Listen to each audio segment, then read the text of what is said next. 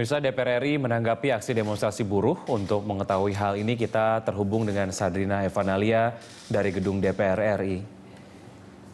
Ya, Sadrina, bagaimana DPR menyikapi demo buruh yang saat ini sedang berlangsung?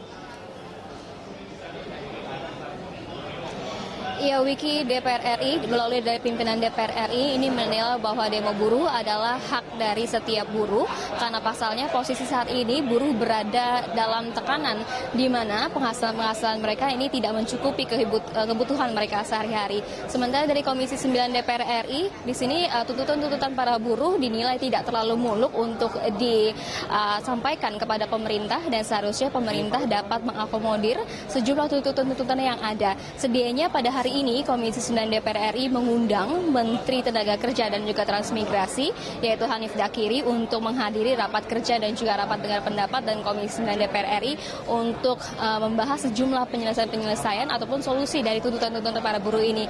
Namun dari Menteri Transmigrasi dan juga Tenaga Kerja Hanif Dakiri tidak menghadiri ini dikarenakan dengan alasan adanya aksi buruh yang berada di istana. Sedianya ini Komisi 9 DPR RI berharap agar Menteri Transmigrasi dan juga Tenaga Kerja agar duduk bersama Komisi 9 DPR RI kemudian juga berdatang langsung ke demo buruh pada hari ini untuk mendiskusikan sejumlah tuntutan buruh yang ada. Wiki. Sadrina, Anda tadi menyebutkan bahwa tanggapan dari anggota DPR terkait dengan tuntutan dari para buruh adalah satu hal yang kemudian wajar saja. Kalau tadi berdasarkan laporan dari Erick Himawan bahwa beberapa tuntutannya adalah terkait dengan kenaikan gaji di 22% tahun 2016 dan juga jaminan pensiun. Bagaimana pendapat dari anggota Dewan terkait hal ini, Sadrina? Iya, dari Dede Yusuf sendiri yaitu Komisi 9 DPR RI memang menyatakan seharusnya pemerintah dapat mengakomodir dengan adanya permintaan buruh untuk kenaikan upah. Sementara itu dalam satu sisi yang lain memang kebijakan dari pemerintah yaitu dengan adanya buruh asal Tiongkok yang memang sudah berdatangan ke Indonesia. Sementara untuk tanggapan terkait dengan hal ini, pimpinan DPR RI yaitu Wakil Ketua DPR RI Agus Hermanto ini menyatakan bahwa buruh asal Tiongkok ini merupakan suatu ancaman bagi buruh Indonesia. Pasalnya buruh asal Tiongkok ini membawa sejumlah komitmen ataupun moneter dan juga kebijakan investasi yang pasalnya ini nanti buruh asal Tiongkok akan memiliki kedudukan yang kuat jika dibandingkan dengan kedudukan buruh-buruh Indonesia yang tidak memiliki standar atau kemampuan, dan ini akan terjadi ketidakadilan dalam ketenagakerjaan dan akan menyebabkan pengangguran dan juga sejumlah PHK di sejumlah perusahaan di Indonesia. Dan berikut Wiki adalah pernyataan dari Wakil Ketua DPR RI Agus Hermanto.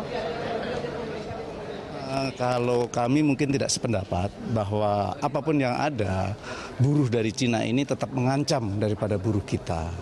Karena datangnya dia adalah memang betul satu paket dengan kebijakan moneternya.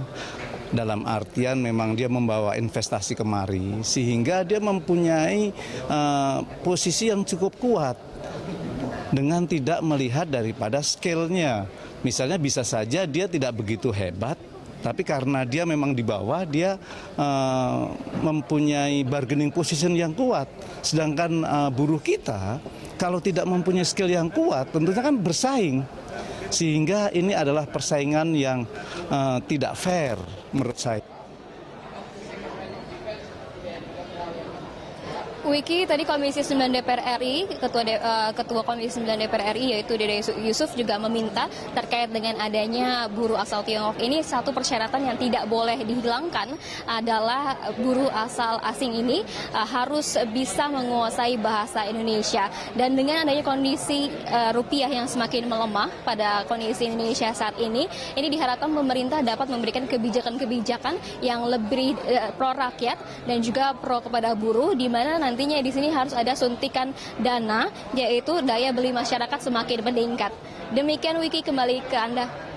Ya, baik, terima kasih Sadrina Evanalia atas laporan Anda. Selamat bertugas kembali. Pemirsa, Sadrina Evanalia dan juru kamera Budianto dari gedung DPR RI Jakarta Selatan.